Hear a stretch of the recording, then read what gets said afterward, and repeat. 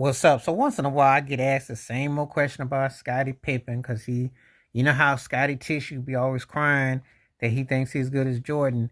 And the question I keep getting asked is, um, was he really a top 50 player or more close to 75? And where I come down in all this, because all his latest rants, what do I think?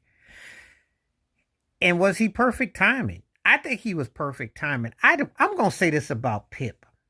He this is the strangest thing I got to say about him. In a way, in a way, he's everything that LeBron James never was. Meaning to defer, to play a little bit of rebounding, assist, scoring, obviously a better defender.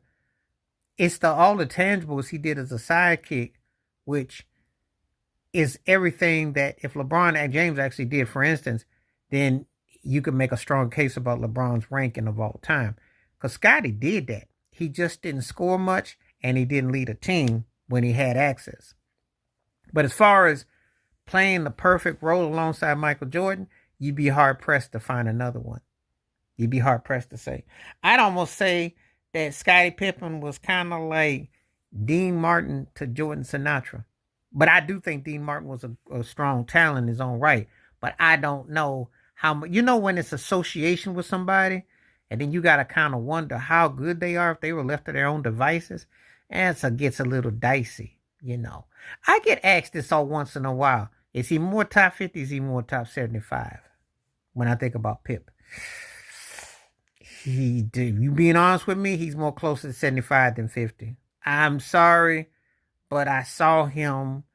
And, you know, yes, he got put as one of the 50 greatest when they won chips back in 96. And I heard what Craig Hodges said. Look, we're not talking about your skill set, but he didn't deliver points. And I'm one of those people, there's a few things I'm going to do. I don't hold it against him about with him, Barkley, and Houston.